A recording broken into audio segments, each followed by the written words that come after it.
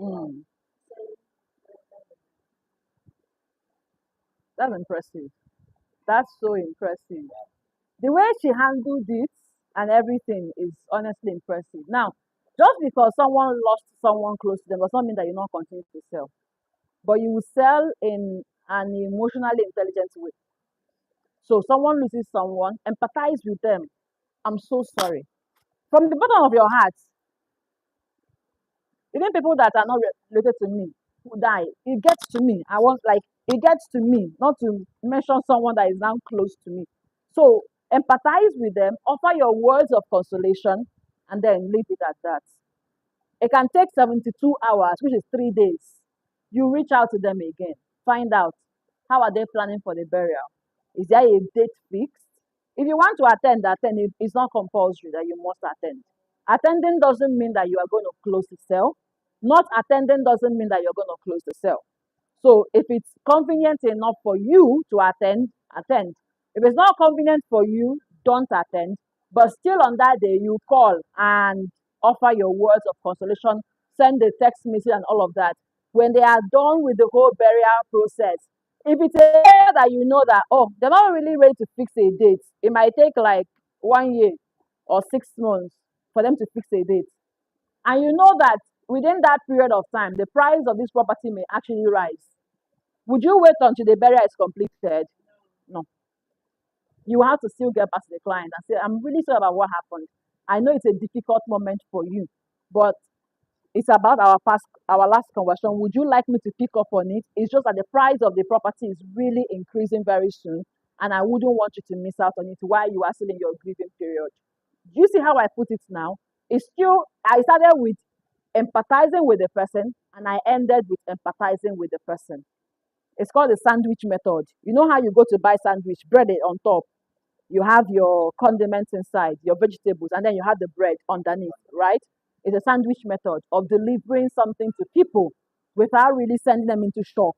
So you start with, oh, I'm really sorry about what happened, the last time we spoke and all of that. And then you tell them about the land and the fact that the property, the price is increasing and also benefits that they need to hear. And then you end with empathizing. I'm still sorry about your loss.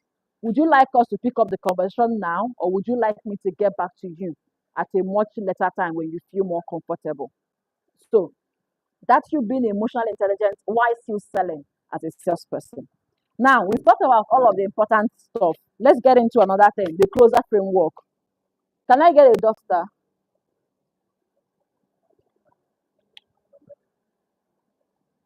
This one? Can I use it?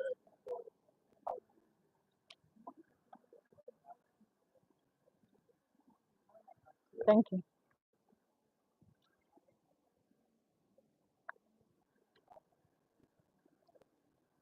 Thank you.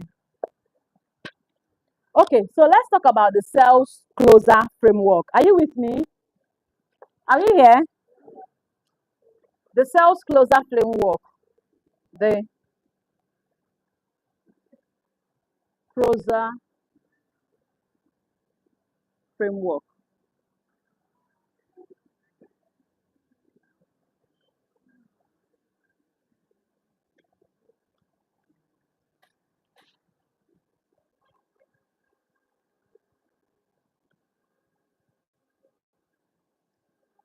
So let's start with C. It's called to clarify why the person is there.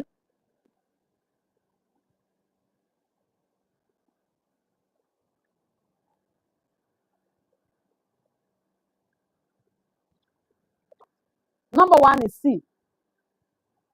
Why did you reach out, or why did the person reach out to you? There are two occurrences that will happen when it comes to selling. One is that you are the one who reached out to the client, or two, the client reached out to you, right? There are people that you reach out to, true or false, and there are people that reach out to you, true or false, true. So you need to clarify why the person is there. So the one reaches out to you after you exchange the first pleasantries, understand why they are there. And that's the point of still asking the question. Maybe you reached out to someone and after you greet them and exchange Pleasantries. Thank you. Maybe you reach out to someone after you greet them and you exchange pleasantries.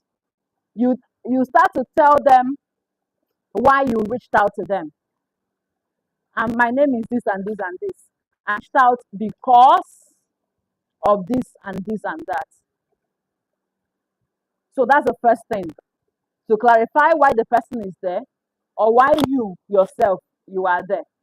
And then number two, after you tell them why you are there, you label them with a problem.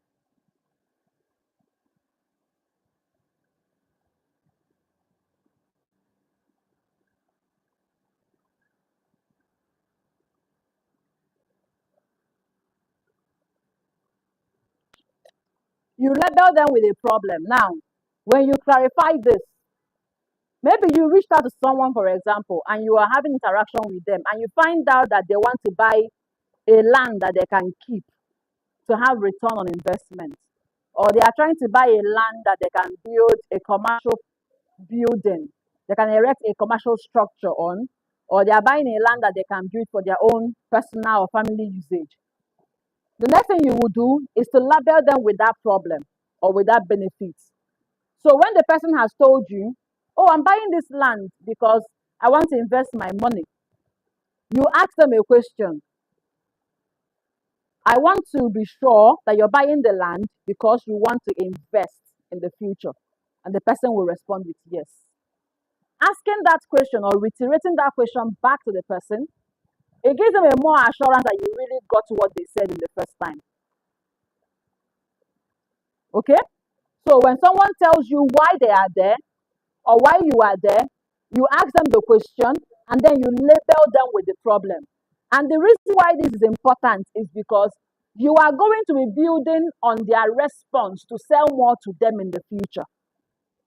So even when they say, I'll get back to you will know what to respond with in connection with the first response that they gave you. That is a core reason why they want to purchase that property. I want to purchase this land for my children. It means they are buying for legacy reasons. They're not really buying for now. They are buying to keep for their children. In case they die or something, they can hand over something to their kids going forward. Or they are buying for agricultural purposes, like our friend here said. You can build on that to label them with that problem. So that when you are reaching out to them in the future, no matter how many times they tell you, I'll get back to you, I'll get back to you, I'll get back to you know what to continue building on for your future conversations. That way, you are not running around in circles. Somebody told you, I'm buying a land because I want to build my personal, building there. I want to erect my personal building there. I want to build a duplex there. You coming back to ask them again or tell them a different benefit, like um, maybe tell them the benefits like benefit that does not really make any sense now. Okay, maybe tell them something like, oh, uh, if you're buying this land, it's close to whatever. I can't think of something. But tell them a different benefit that does not relate to why they want to buy the land. We just quickly divert you away from the sales conversation. So you need to label the person with a problem or with the reason why they want to buy the land. So that for future conversation you'll be having with the person, you can build on that particular thing that they said before. And then you have hope. But please, did we get what I said in this L? Okay. And then you have O. And the O means to give them an overview.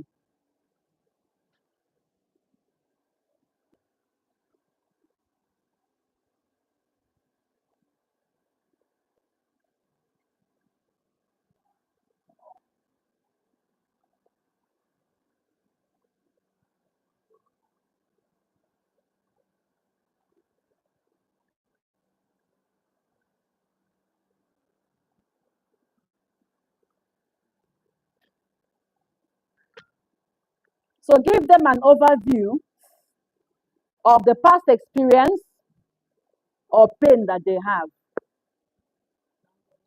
What would you think is a past experience or pain that a client have that will make them not to think about buying land from you?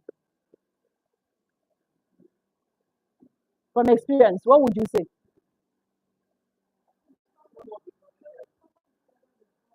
Someone defrauded them. Okay, that's number one. The land was not genuine, still under defrauding them too. Okay. What other reasons? The hidden fees apply to that land. Thank you. That's one serious reason why people would not want to buy from companies or from realtors. I had my father tell me those companies, they are always stealing from people. Don't mind them; they are not genuine. All of them are they are thieves. Yeah, we were trying to buy a property, and my dad said, no, don't buy from these people. They are not genuine. All of them are thieves. They are all stealing people's money, and they will not give you the land. They will not allocate the land. Now, you as a realtor, you know that the company you're working with, they are not thieves. Are you a thief? You know, you're not a thief. The company you're working with is not a thief, but the person you're selling to believes that you're a thief. And so that's how you acknowledge it. Simple. That's where this comes in. Overview of the pain or experience they have. Acknowledge it. I understand that you believe that most real estate companies are thieves. However, I'm going to tell you why we are an exception to that claim. Acknowledge it, because you're saying, no, we are not like that. It doesn't even make any sense to the person you are talking to, because they already have an ingrained belief about companies in general. Maybe they have experience, maybe a friend of theirs had the experience, and they don't want to have that experience by themselves. And so anytime you come and tell them, I work with so and so company, they'll immediately shut off. So the first thing you do is to acknowledge. Tell them, yeah, I think you're correct. I really understand what you're saying. Most companies are like that, but I'm going to tell you why we are an exception. And then tell me, why do you think Lexxon Group that you're working on is an exception to that claim? What kind of transparency?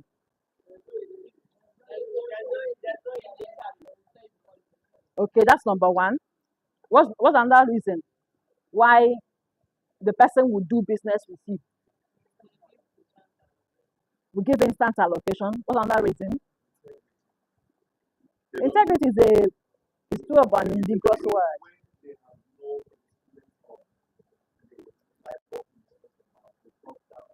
Mm-hmm. In Lexxon Estate. That's a vital point. Mm. Uh-huh. Thank you. All right. So I hope we took note of all of that points, because there's no hidden fees at all. And if they're saying they're giving you this title, they're really giving it to you, right? You don't say.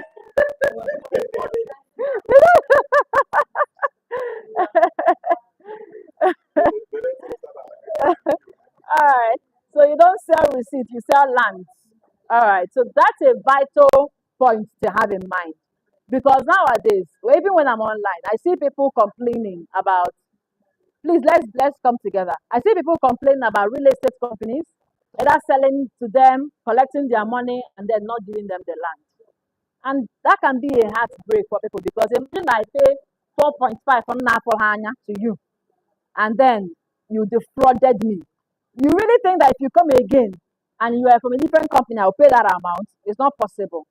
So when you have people like that, you acknowledge that pain point, acknowledge it. It's an experience for them, so acknowledge it. And when you acknowledge it, you can now build on it to say, but you know what? Where I work, we're not like that. We give you instant allocation. We give you this, we give you that. You have our word of the people that have bought in the past as well.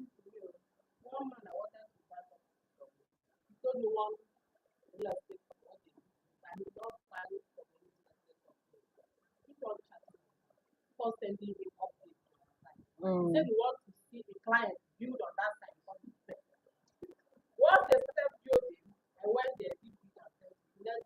paid.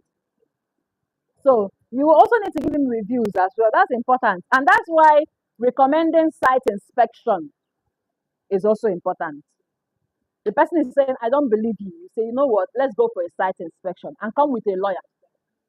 If the land is fake, take me to court. Call police to arrest me. You know where I live. So you saying all of that, it more like put the person at it to know that okay, if anything happens, I'll come and arrest you that sold the land. And that's why you'll be sure of where you are working at. You see what I'm saying now? You as a realtor, you're a human being. You see where EQ comes in now. You see when emotional intelligence comes in now. If you are a genuine human being, you can't be working with a company that defrauds people. If it's not true, I will arrest you. I bought the land from you. It's you that I gave my money to. So what are you saying? So that's why it baffles me when I see people working with a company and they know that this company is not genuine. It doesn't make any sense. You're trying to make commission, but at the expense of whose life? Because there are people that 4.5 is their entire life. Is their entire life. And then if you take it from them, they die. You killed someone, you are responsible for that death. That's what I always say. You as the realtor, go and do your own due diligence. Oh, the company said we are selling this land and government and they there. Are you sure government and they there? Have you gone there? Are you sure that the government is interested in that particular area, or is it just a selling point? Because if I build a land there and I find out that the government does not have any interest there, it means that you lied to me. You've forgotten that if I sell to this person today, I can sell to her tomorrow. But if I sell something bad to her, can I sell to her tomorrow again? No. You have lost that trust, and anything can actually come out of it. So that is where this O comes in. And now the next one is the S.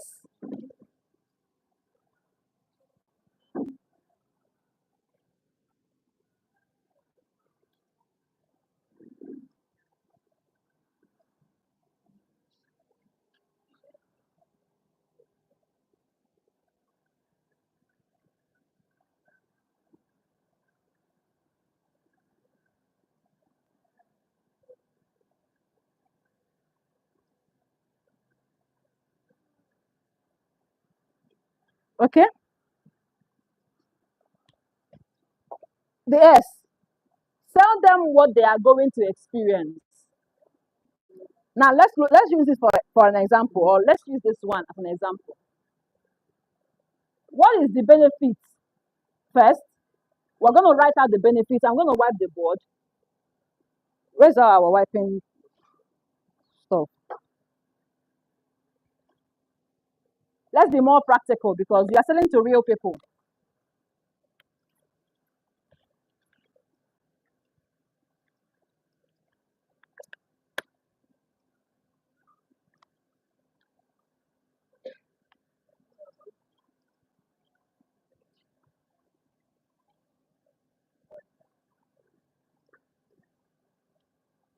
The S is tell them the experience they are going to have. Experience.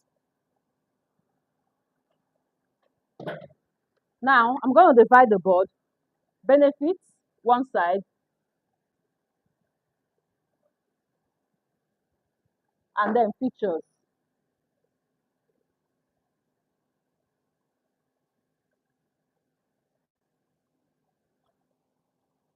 What is one benefit of buying this land? What's one benefit of buying this land?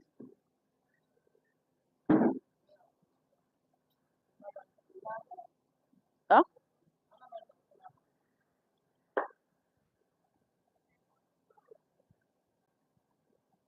Okay. What's another benefit? Good road, right?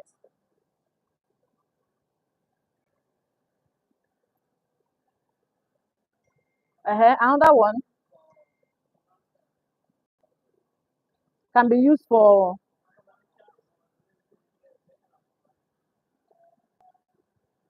we say building construction.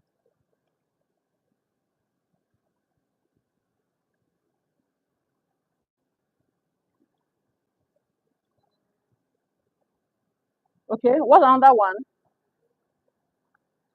Bagola, is the airport a benefit? Is it a benefit? The airport. How is it a benefit?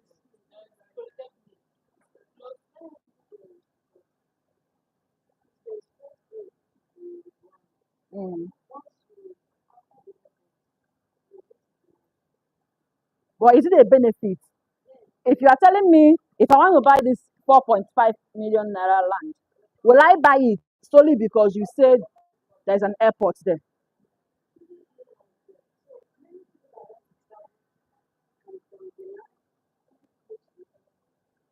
But there are people that do not even fly.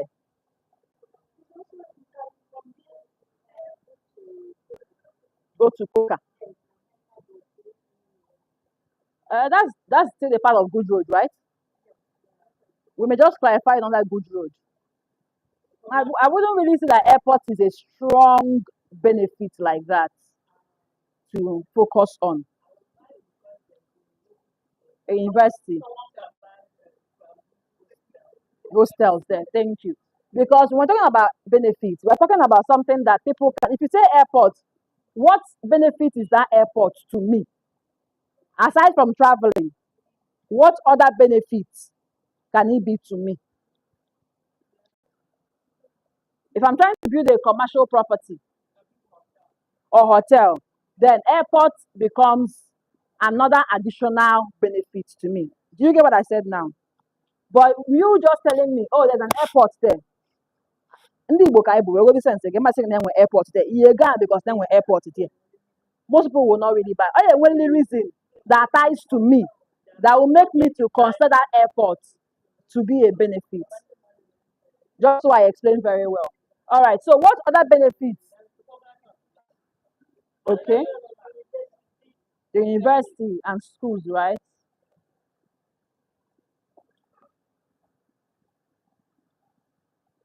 And because of that university, I could build a hostel. I could even build shops around that place as well. All right. What other one? Sorry? Fast appreciation of the property.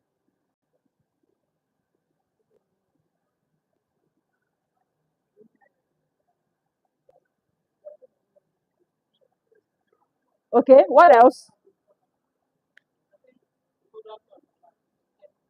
Okay. It's a table land. Could also be a benefit. It means that I don't have to go and start doing any land development. All right. Topography.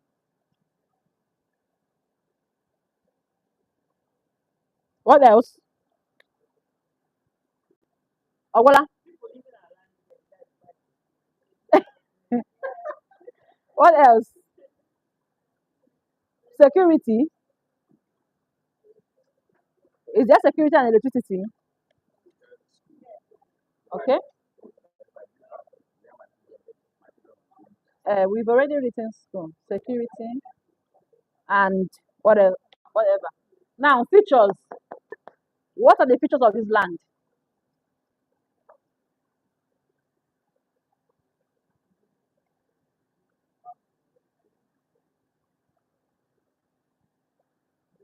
Features, yeah, but or a table land.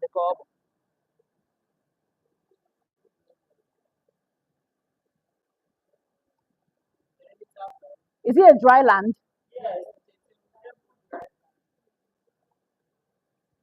What else? No. Perimeter fence.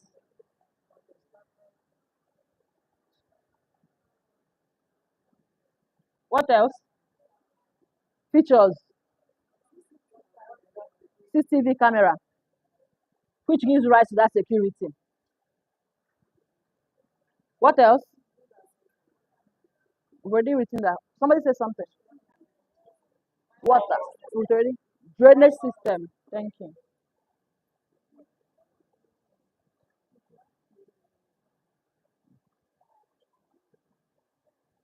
So these are a few features and these are the benefits.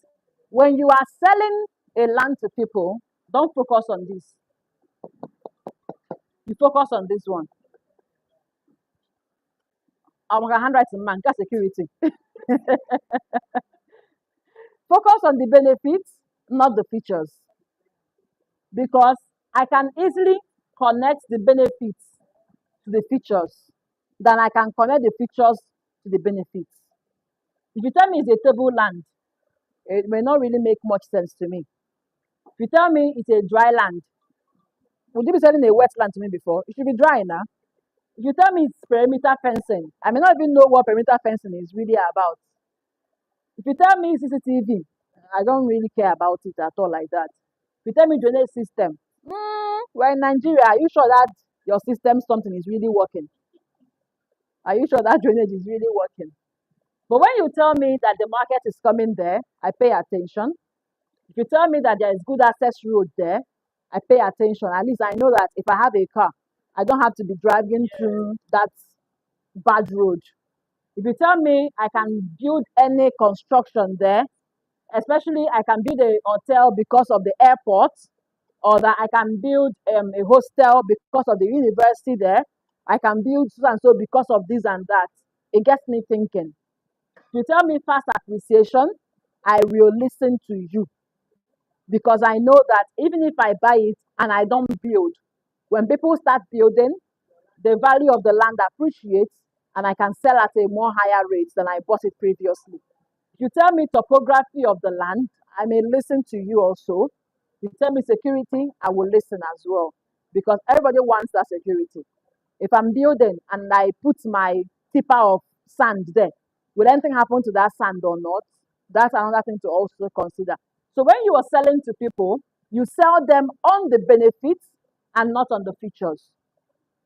So you're having interaction with your client, you are telling them about something, whether over the phone or in person. Always focus more on what they are going to get out of it and hammer so much on it, especially when you know, again, remember, you must always ask questions, especially when you know the reason why the person is buying that land. That I am buying for a commercial purpose. Of course, you will have to hammer on the fact that the market is coming there. So if I'm building a five-story building there, I am sure that people who want to sell at the market can easily live at my place. The good road is there. My tenants will not complain.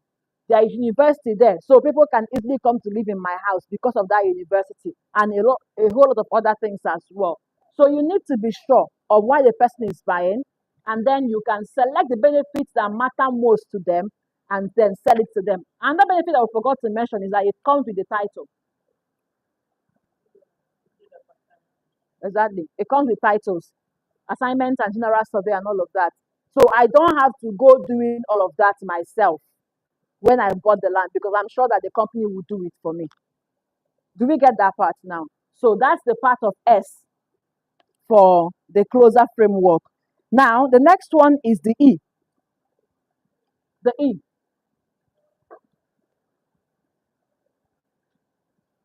For the closer framework, explain away the concerns or objections they may have.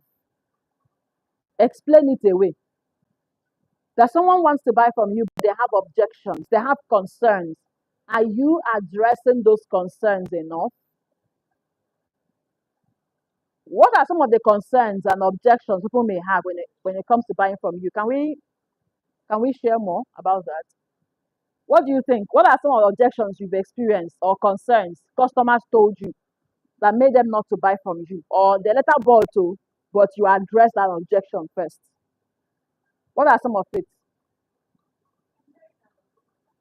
Delay in allocation. Thank you. Maybe a customer comes and says, I'm really concerned though. This land I bought, the one I bought last time, it took 2 years before they did land allocation. Do you say it's a concern for them? An objection that will make them not to buy from you.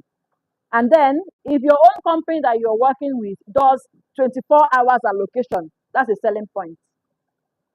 So you can tell them, we are not like that. We actually do 24 hours allocation. In fact, as I'm speaking to you now, some people have already started fencing their own whatever, or some people have already started building or they started developing their own lands. So we do 24 hours allocation, no stories. So what's another objection that they may have? Our concern, what's a concern or objection they may have about buying from you? Do we not experience concerns and objections when we are selling? Taking time, that's still part of instant allocation, right? What's another objection they may have? Charges, right? Charges that are not mentioned in the sales of the property. So what after I finish buying, they'll tell me to come and pay for village people, pay for police, pay for Nkewa, pay for Nkewa, pay for Nkewa. Then you have to explain and tell them that it doesn't happen like that. That all of the fees are already sorted out. And that's why you're getting at this particular price. So you have to explain away the objections and the concerns that the person may have.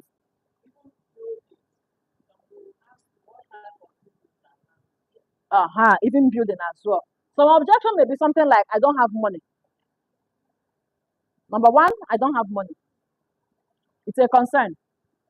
Number two, it's too expensive. It's also an objection. Number three, I don't trust you. You're a thief. It's an objection. I don't trust you. I don't know Lexxon Group. I don't know them. Lexxon Group, can they happen? I don't know them. So I can't trust you. It is an objection. Number four, I will buy later. Later, I'll buy later, I'll buy later. It's an objection. All right? And you will have to learn how to explain them. I'll give you a script that you can use. Okay? Another one is, I don't think this land is for me. I don't think this land is for me. Another objection can be something like, there's this company that somebody has already told me about. I'll go and buy from them. It is an objection. Okay? Another one may be that, this is your land. Are you sure that you can do fast allocation? It's not by talking it to. Are you sure if I do fast allocation indeed? It is an objection. Okay? Another one is I'll discuss with my wife or my husband. Or let me tell my father or my mother. It's an objection as well. Or they will say something like, it's not for me, or it's not up to me. When I go home, I will have family meeting first. I will now discuss it with the family and then we will now conclude.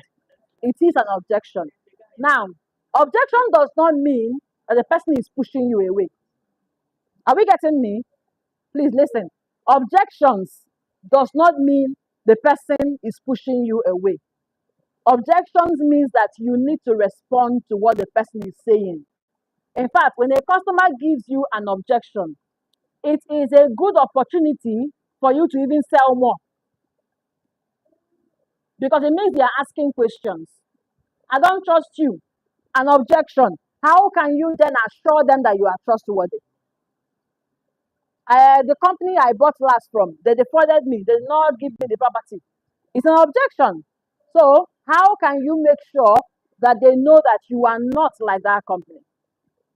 So people having objections, it's an opportunity for you to explain it away, clarify it, bring some kind of clarity to their life, explain to them, address their concerns. Once that concern is addressed, then you can move on. Because when somebody is saying to you, oh, I don't have the money. It's possible that they have the money, but they just don't want to disturb them. They'll say, nah, money good. So somebody said I don't have money. It does not mean you stop. There's a way that you can proceed. But you have to find out, are they saying the truth about not having the money? Or they don't want to buy? Or they are just not really sure about you? And so for them saying, I don't have the money is a way to push you away. It happens. There are people that I don't have money, but they have the money. They just don't want you to talk to them. They don't want that disturbance. They'll tell you, I don't have money, and then you walk away. But when you understand that it's a sales objection, you would know how best to respond to them, and then also using your intelligence to know, does this person really not have the money? Or do they have it, but they are pushing you away intentionally? And then the last R in the closer is to reinforce the decision they have just made. Reinforce the decision they have made. R.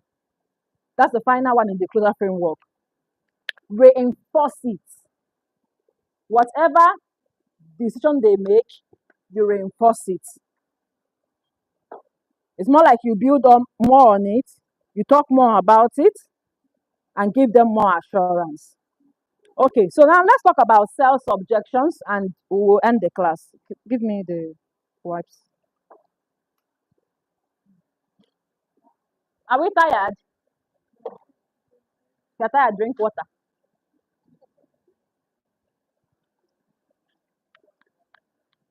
There's no water. Drink water.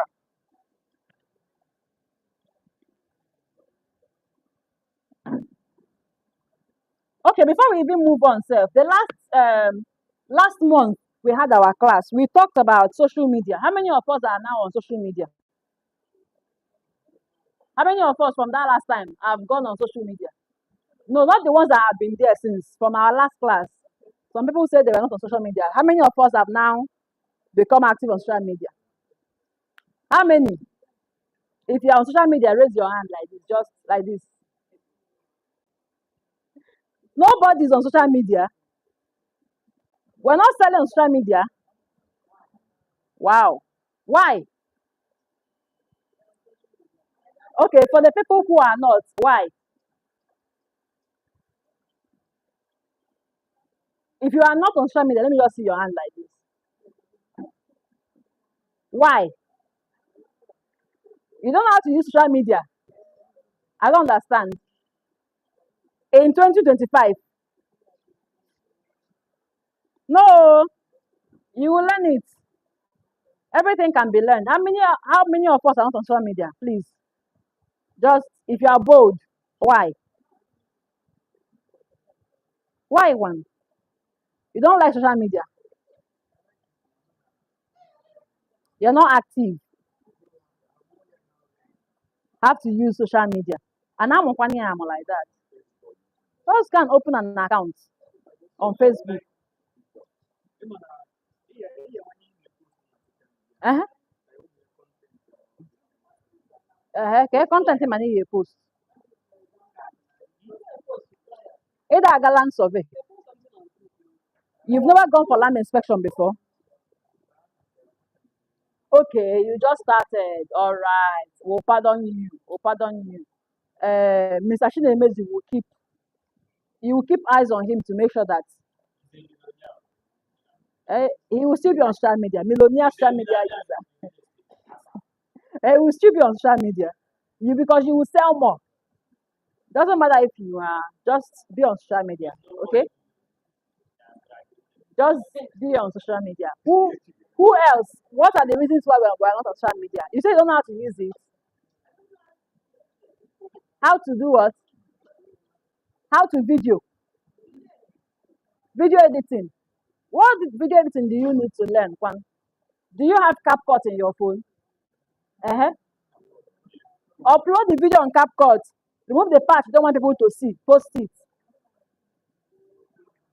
Eh? You want CapCut na phone again? Uh-huh. It's a video. Tinye na CapCut. Edit ya. E cut or out. Ndị na-adịrọ necessary. Export or ya. Post to. Just go on YouTube. Type how to use CapCut. CapCut. CapCut. Type how to use CapCut on YouTube. Social media is not hard. Just be there. Just be posting. You never can tell who is really looking at your content. I'm serious. You just never can tell. People may not like your content. They may not comment, but they are watching. They are waiting for the right time. They are waiting for when you've answered their questions, and then they can buy. If you miss the last class, go and meet Ichie so he can teach you. You can teach them, right? What we learned the last class. Thursday now. Okay, Thursday, gara, gara, gara, gara. The last hangouts we did now, Ichie will tell you what we taught in that class.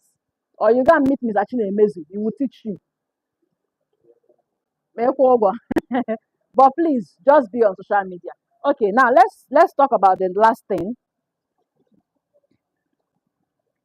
Let's talk about the last thing. This one will take a while and I will have to be reading from my phone because that's where I have my notes. But this is called the sales closing workshop. The sales closing scripts, not workshop.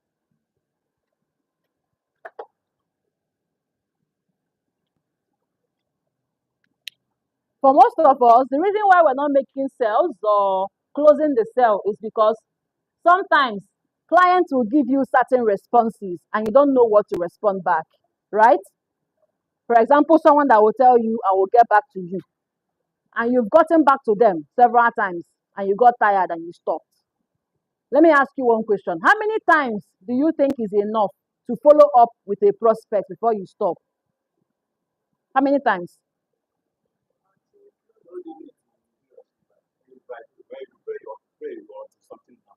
Eh? Okay, you push until something happens. Okay, you pray until something happens. How many times? How many of us? How many times? Until you close the deal.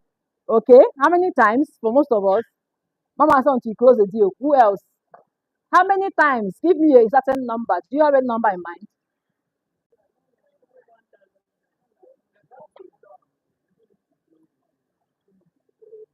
Up. Somebody said it every weekend. Good. How would you know someone needs to stop being followed up?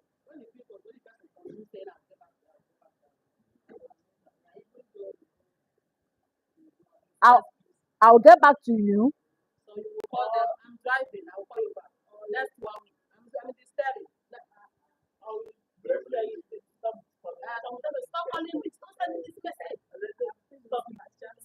All right. Okay. I'm gonna tell you how to manage your conversation with people. So it does not get to the point of stop sending me these messages. I'll block you. I'll tell you how to manage it so it doesn't get to that point. You know why? There are people that they may not buy from you now, but if you get on their nerves too much, eh? Even if they had chances of buying from you in the future, they will no longer consider you an option. Somebody may not want to buy now, and you let them be because you ask them one question I'm going to tell you to ask them. Okay? But in the future, they will be the ones to get back to you. Someone may not want to buy. You continue pressing on because you are not emotionally aware of what they are passing through and they block you. It means that you no longer have the chance to sell more to them in the future. All right? So let's start with the first question that people may ask or the first response that people may give and how you can respond to them. Number one, I am not interested. If someone says, I'm not interested, what do you respond? Can you help me? Have you ever received that kind of feedback before? Have you? Yes or no? How did you respond?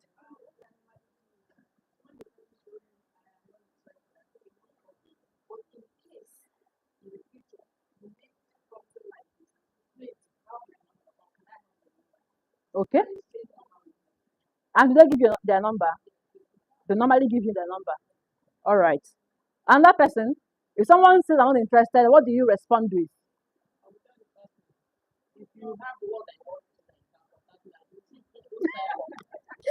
If they sell, they buy. If they buy, they sell.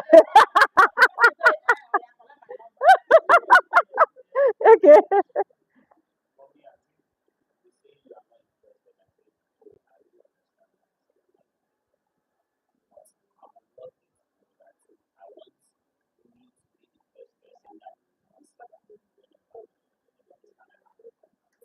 All right. Okay.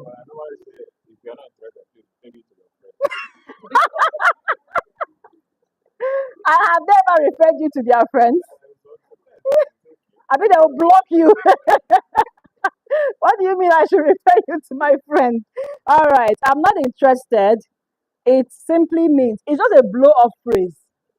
It's a blow off. It doesn't mean that the person is truly not interested sometimes because we can't make a general assumption for everybody, right?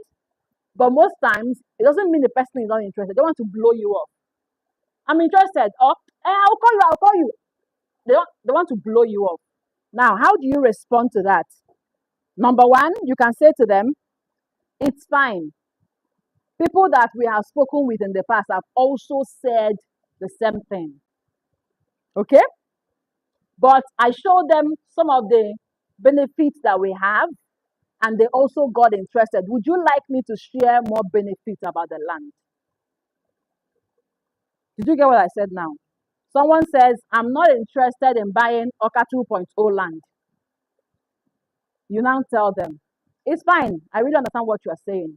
Other people I've spoken to in the past have also said the same thing until we show them some of the benefits of the land. Would you like us to show you the benefits of the land that we're selling? It's a question. And the person can say, okay, we're fine, yes. Or, no. If they say no, stop. Because sales closing is not magic. You're dealing with human beings. If they say, no, I'm not really, I'm honestly not interested at the moment, you stop. If you continue pressing on, you are being a pest and they'll block you. So the person says yes, then you discuss with them some of the benefits of the land. And then you continue on with another question, which is, would you like us to reserve a slot for you? Always end every interaction with people with a question. When you are giving them a question, it gives them lesser time to think. It's either a yes or a no that they will give in to you. So I'm not interested. Okay, it's fine. People that we discussed with in the past have also said the same thing. But when we show them the benefits, they got interested. So would you like us to show the benefits to you? Yes or no? They say yes. You share the benefit with them, and the person says, okay, yeah, that works. I really like these benefits. You ask them, can we reserve a slot for you, or would you like us to book a site inspection? Just come and see the land first before you say you're not interested. Can you come and see the land? Simple. Did we get that part? Another way that you can respond is that you can ask them, are you saying that you don't want to get this land that the government is developing at this moment? A question. That's another second response that you can give to, I'm not interested. Are you saying that you don't want to get a plot at this particular location that the government has their interest on? And maybe it's possible that you didn't even tell them before that the government had interest on it. But now that you are mentioning it, they will now ask you, are you serious? The government has their interest on this land? And then you say yes and explain more. Please, are we getting? We're just looking at me. Are we following? All right. The third way that you can respond to that particular I'm not interested is for you to be empathetic with them. Okay? Now you can say something like, I didn't expect you to be interested though. However, these are benefits that you stand to gain when you buy the land from us. There are several other ways that you can respond. There are several of them. But I believe that these three I've given to you now, does it work?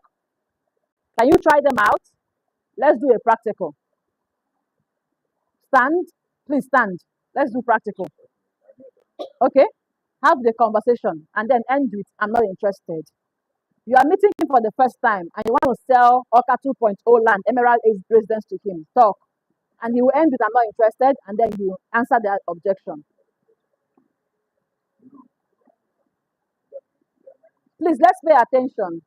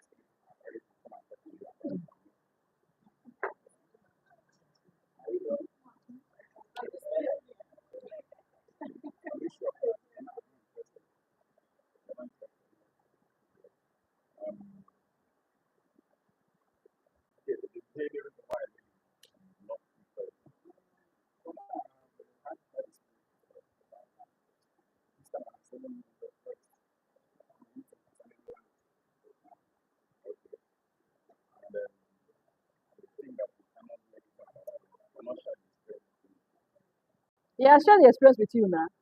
He just said he had bad experience, and you are still asking him to share more. You don't need to know the details. You are here to sell. Sell.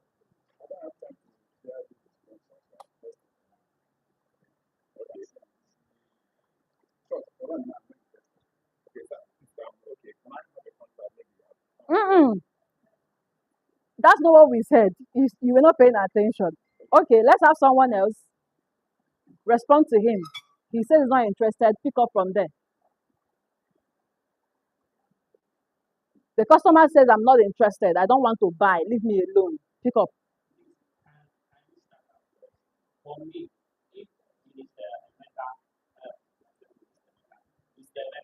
Mm.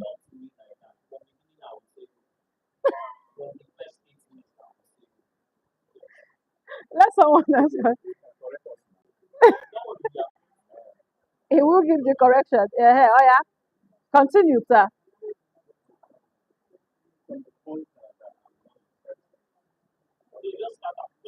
You can start afresh. I think you're not listening for the first time. It helps you better. Start. Start.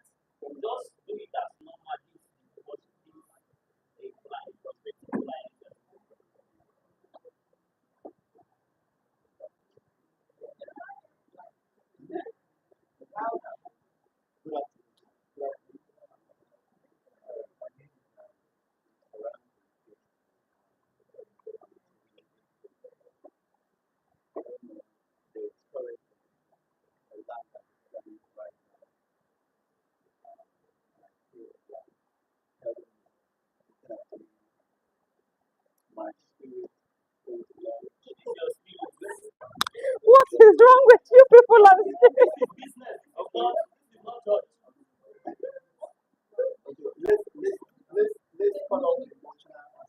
What if he's a rational man? You're saying spirits. Okay. Continue.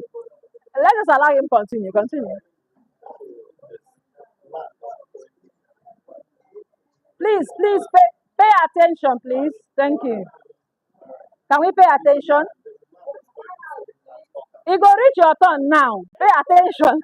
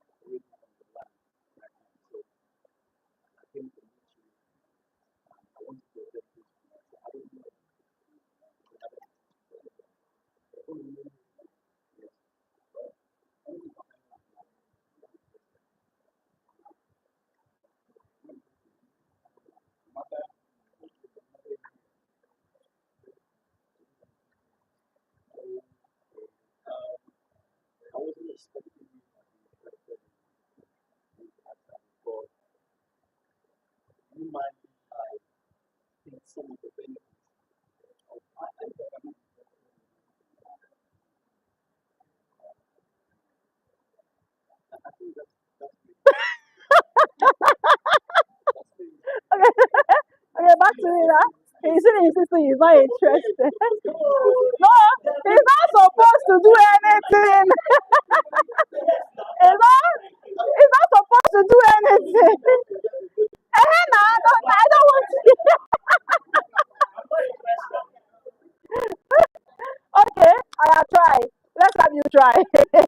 with him. He says he's not interested. Only have you met somebody like that who told you that I'm not interested, that he insists I'm not interested? So it's not like he's trying to form it. He's just not interested. So how do you handle it? Eh,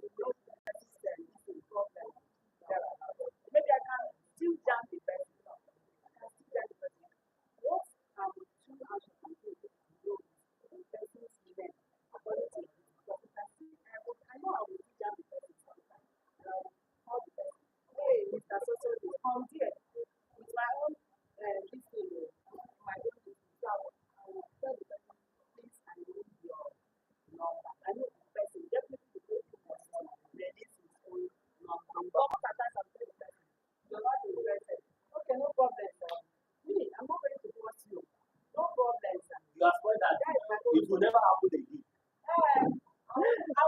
Mr. Chinemezu, let's allow them. It's an issue that's the reason Wait now. Uh, Let me tell you, everybody is like,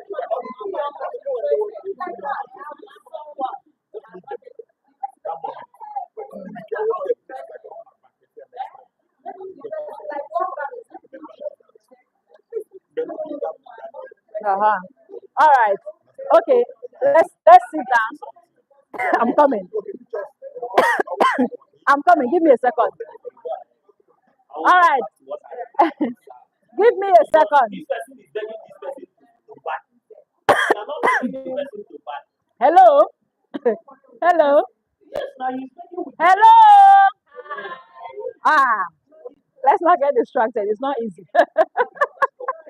Selling is not easy. If you've not sold before, you say it's easy, but it's not easy.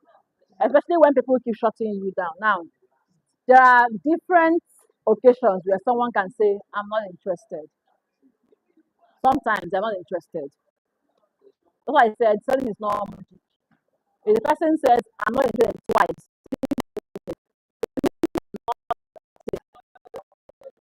and then I'm coming. And then secondly, it depends on the mood of the atmosphere. If you catch me in church, we discussed it in our very first class. If you see me in church for the first time and you sell to me immediately, there is 100.1% chance that I will say I'm not interested. Because I'm just meeting you for the first time. I don't know you, and a whole lot of other reasons. I'm just not interested. That's why we talked about that building rapport. Building rapport with people is really important because we are human beings. Put yourself in that shoe. If I meet you at a wedding, for example, I meet you at a wedding and you are busy running around, or I now say you have relaxed, I'll now walk up to you like a very clueless human being. And I say, my name is Precious, I'm selling land. Inside wedding, there is, even for business, there's an atmosphere for business. And so if you sell in the wrong atmosphere, it becomes a problem. But when you walk up to the person, compliment what they are wearing, say, I've already seen the way you'll be running around. It looks like you are related to the bride or the groom. Maybe you've also asked your own questions before you approach the person. I'm going to tell you this from a movie I watched. I like to watch movies that deal with human psychology. Now, this guy is a lawyer. I've forgotten the name of the movie itself. Suits. Yeah. This guy is a lawyer and he wanted to meet someone. So what did he do? He went and did his due diligence. Found out what's the name of the person, what's their office, what is their lifestyle like, a lot of things. Just ask quick questions and approach the guy. The same when it comes to sell, you also have to do your own due diligence. Maybe you see somebody running around and you feel like they're the type that can afford what you're selling. Not just because of their dressing, but because you asked questions. The guy has a business, he's wealthy, he didn't get money, you sure. You walk up to him. By that time, you've done your duty. You know his name. You know a lot of things that you should know about him because you're just meeting him for the first time. You can walk up to him. Don't bother saying anything to him. Just build a rapport. My name is Precious. Gineko, Gineko, Gineko. I really like your dressing, or you look nice, you know. And I see the way you've been running around. It looks like you're related to the family of the bride, blah, blah, blah, blah, blah. I'm a real estate agent and all of that. I'm not really looking to sell anything to you. I just wanted to compliment your dressing. If you would like, please could you share your details with me? I'd love to chat you up on WhatsApp and send you more details about a certain discount sale that we have ongoing. I didn't sell anything, but I sold. I didn't sell, but I sold. And if it's someone that wants, if he's open to giving me his number, he will. If it's not, I can ask for his card if he has one. If you're not open to give me your card, can you give me your card? If you're not open to give me your number, can I have your card? Or take my card and give me a call if I have one. But it's always better to collect from the person because if you give them, they may not call. So you can say, can I have your number or your card? I would love to reach out to you so we discuss more in details.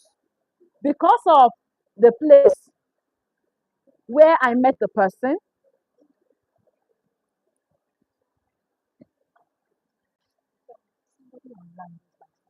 mm, okay, for people that will say location is far, what do you do? All right. So back to what I was saying. What was I saying before?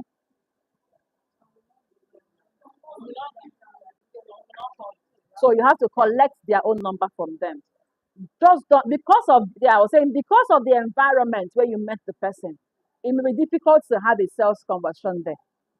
Maybe on a later day you can call them. Oh, you call them that day or the next day. If not, they will forget you. They forget your face, forget that they met you anywhere. So call them or send them a message immediately you get home. But we met at Choma's wedding, and I complimented how you look, and I complimented your perfume, and I told you my name was Precious, and I asked for your number, and you gave it to me. Said, oh yeah, yeah, I remember, and I told you about the discount sale that we have going on at our company. Is this a good time to talk? Politeness means asking, is this a good time to talk? You may not even follow up. Like you said, you may meet the person elsewhere, but what if you don't meet the person? And that's where that following up comes in. Either you call them and you have the chat with them over the phone. Always ask, is this a good time to talk?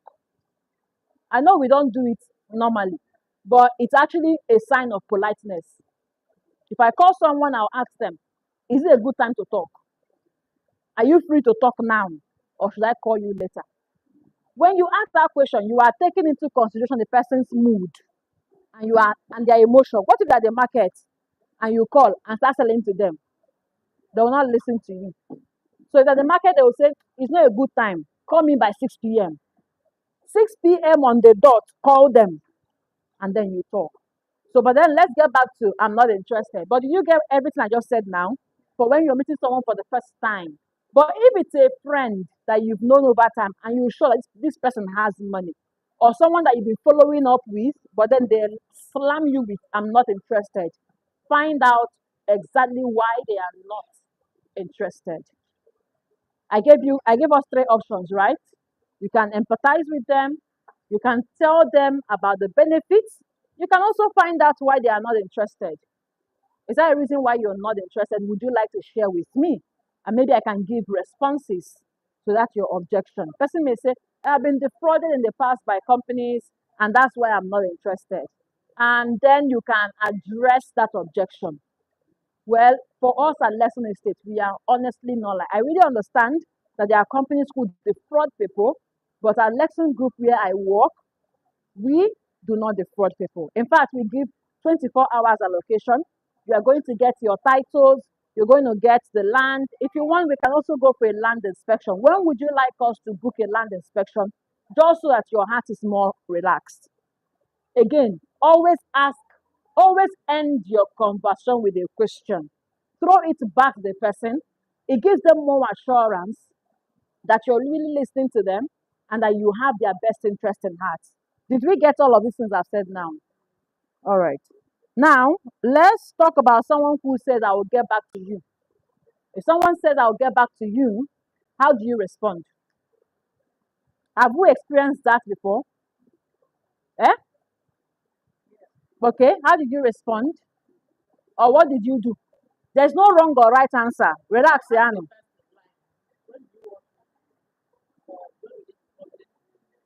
Okay. Okay, by weekend. That's a response. Any other person? Someone says, I'll get back to you. Okay. Is it for someone you're meeting for the first time? Because someone meeting for the first time may not really say, I'll get back to you, depending on how the conversation goes. Uh, Usually, people that are following us, I would say, I'll get back to you. I'll get back to you is also another blow of phrase. It can be, get lost. You're wasting my time. Just leave me alone. That's what it means. It can also mean, I don't have the money and I cannot afford it, so I will get back to you when I have the money. It can also mean, I need to consider my options. I'll get back to you. Some people will also say, I need to get approval for my wife. So let me get back to you when I speak to my wife or my husband. So, how do you now respond to it? Number one, create scarcity. Number one, you create scarcity. Tell them, okay, I hear that you say you will get back to me, but I just wanted to let you know that we only have 10 plots available at the moment. One anyway, don't lie. Me, I'm a Christian, I don't go lie. Just say the truth. Besides, okay, if you have more than 1,000 plots, you can say we have limited number of lands available at the moment. So that's why I'm actually having this interaction with you. Would you like us to reserve a slot for you? Again, always end with what? A question. If you just end with, "Oh, okay, oh, I'll get back to you," you now say, okay, once a while, let me call you at 6 p.m. But if you say immediately, okay, I don't mean to waste your time. I just wanted to tell you that won't mean the person says go away. And sometimes if you take I'll get back to you at on literal terms like that, the person will not get back to you. It is you that will get back to the person. If you keep waiting, you wait forever. All right? Please, are we together? Are we tired? All right. So now another thing that you can also respond to them is like the something you said before. You can tell them while you make up your mind, can I send you testimonials or reviews from people who have bought from us? She said she tried it and it worked for her. Someone said, I'll get back to you. Ask them, can I send you reviews or testimonials from people who have bought from us? Just so that you are more relaxed and know that we are not here to defraud you. The person can say yes. You send to them on WhatsApp. And then ahead of the time that you're going to call them, you can give them a call. All right. So now, another question that there are so many other ways to respond, but I can't go through all of that. Another objection people may say is, I already buy from a different company. They might say something like, oh, um, Love World Group already reached out to me, and I think I'll buy from them. It does not mean you don't have a chance. They're just simply telling you someone else already reached out to me, and I am more interested in sticking with that person. Now, how have you ever heard someone say this to you before? Okay, so now how do you respond to that person? You can say, for example, okay, yeah, Love World Group is honestly a good company, and we share clients with them, and most of their lands are also in some locations that where we have our own land. However, there are also certain benefits of buying from us that Love World Group will not offer you. Is it okay if I share some of those benefits with you? Don't slam the company. Say, that company, they are thieves, so don't do that. Don't do it. It's not good. That company, hey, That if you buy land from them, it will take 20 years before you get. Don't buy from them, buy from me. Is it fight? It's not fight. There's something still called ethics when it comes to selling. So be a human being and don't shut down somebody else's company because you want to sell. If I'm the client and you're telling me like, I won't buy from you. All right.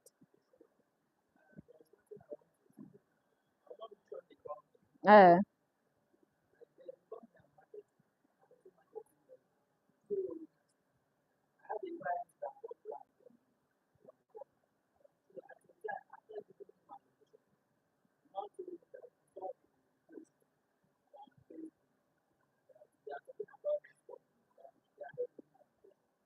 they're giving receipts.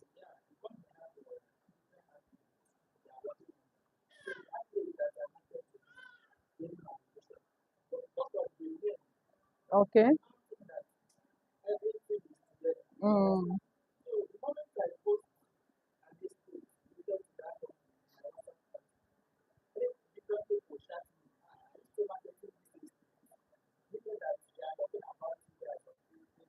yeah.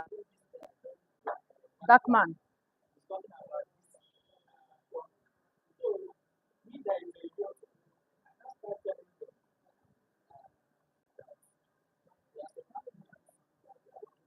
Mm.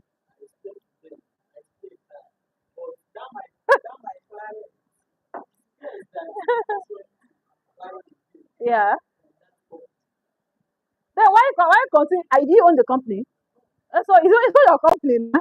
Why would you why would you continue selling the company that a client is not happy with? Ahead. Talking about other affiliates you work with. See, when it comes because you are more like an affiliate marketer. A realtor is like an affiliate marketer. You don't own the company. If this company is fraud, I ain't gonna associate with this company because anything I do also rubs on my own integrity as a person and could close doors for me. So I'm not going to defend the company that refuses to defend themselves. I'm going to defend myself, not the company. So if the company is not addressing something and they're keeping quiet, it obviously means that they are saying it's true. So I'll step off because I care more about the interest of the person buying from me more. Because if I sell to this person and that land ends up becoming a fraud or a paper land, they'll come and hold me and I'll go to prison. I ain't gonna go to prison for nobody. So I'm not going to go to prison for anybody. You get it? So it's not your business to be saying, they are not like that, oh. You are not killing me in what you do what you can and stick with the people that